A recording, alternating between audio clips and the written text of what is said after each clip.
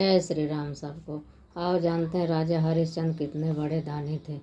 सतयुग की बात है। राजा हरिश्चंद्र जी राज्य करते थे। एक दिन उनको स्वप्न आया कि हमने अपना राज्य सारा गुरुदेव को दान कर दिया है, विश्वामित्र गुरु को।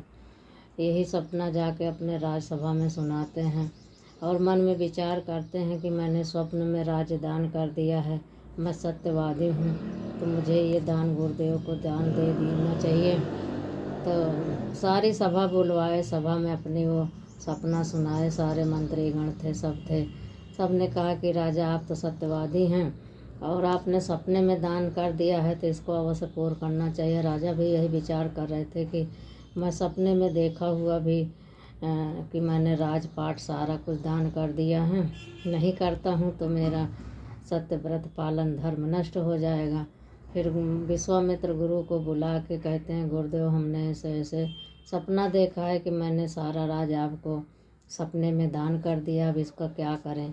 सपने को हकीकत मान के करें ये तो आप कुछ हमें रास्ता दिखाएं। गुरुदेव कहते हैं कि राजा का वचन सत्य होता है, चाहे सपने की बात हो चाहे हकीकत की। जो उन्होंने ठान लिया है उनको वो करना चाहिए, जब ही उनका व्रत निभता है, सत्य व्रत निभता है, नहीं तो फिर तो वो झूठा कहलाता है।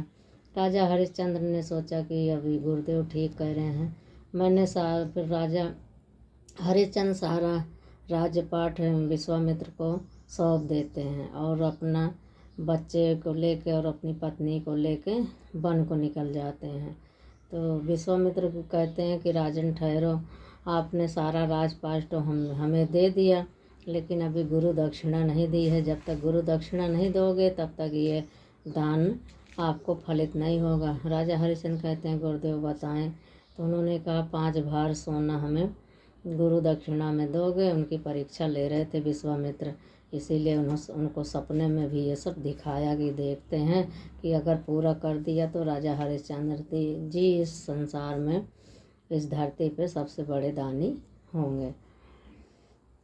फिर राजा हरिश्चंद्र बोले ठीक है, मैं देखता हूँ, आपका दक्षिणा चुकाने की कोशिश करता हूँ। तो तीनों प्राणी काशी को निकल जाते हैं। वहाँ जाके एक शमशान घाट में अपना ड्यूटी करते हैं। आज की भाषा में समझो कि ड्यूटी करते हैं।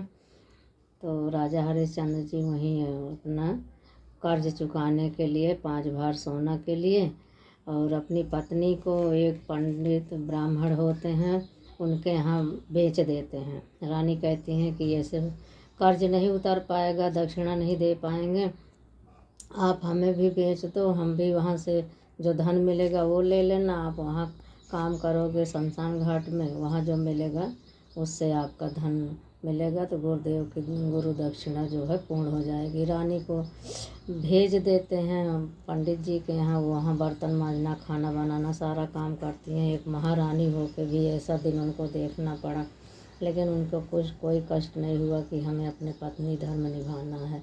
पति ने कर्ज ऋण चुकाने के लिए, गुरु दक्षिणा देने के लिए सब कर रहे हैं, तो हमें भी साथ देना चाहिए।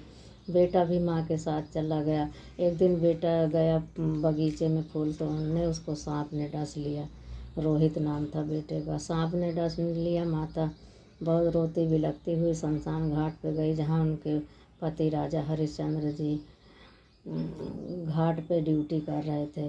रात के समय लेके गई, उनके पास कुछ कर्ज देने को नहीं था। वही अपनी साड़ी, कफन भी नहीं था, साड़ी आधा फाड़ के अपने बेटे को उठा के गोद में उठा के तारा रानी अपने बेटे को लेके शमशान घाट पे पहुंची। लेकिन राजा का सत्य व्रत था कि हम बिना कर्ज लिए किसी की लाश नहीं जलाएंगे। रानी से कर्ज मांगते हैं कि हमें 2 टके कर्ज दो, तब हम इस लाश को जलाएंगे, नहीं तो नहीं जलाएंगे। राजा पहचान तो गए कि हमारा बेटा मर गया है और हमारी पत्नी लेके आई है, इनके पास कुछ भी नहीं है, लेकिन वो भी अपना धर्म निभा रहे थे, सत्यव्रत निभा रहे थे कि हमने शमशान घाट पे काम करने शुरू किया है, मैं नहीं लूँगा तो हमारे मालिक जो हैं वो हमसे नाराज़ हो जाएंगे, हमारा गुरु दक्षिणा भी नहीं पूर्ण होगा। रानी बहुत रोती बिलखती हैं, फिर कहती हैं हमारे पास तो कुछ है भी नहीं देने को। वही साड़ी फाड़ के फिर जब कर्ज के रूप में देना चाहती हैं, तब तक सारा उनका सब अपने अपने धर्म में निभा रहे थे। तो भगवान ने देखा कि ये अपने धर्म कर्तव्य में तत्पर हैं और सब पूरी तरह से निभा रहे हैं। तो भगवान प्रसन्न होकर प्रकट हुए और रोहित को भी जिंदा कर दिए।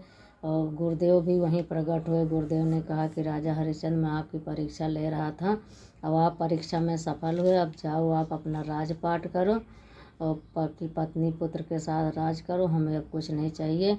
आप अपने प्रतिज्ञा में दान देने में सफल हो गए हैं और अब हमें कुछ नहीं चाहिए, आप जाओ अपना राज्य संभालो। गुरुदेव कहते हैं कि हरिश्चंद्र जी फिर गए, अपने राज्यभार संभाला, अयोध्या नगरी संभाली। यहीं से उनको जब से कहते हैं कि राजा हरिश्चंद्र सबसे बड़े दानी थे। राम राम सबको।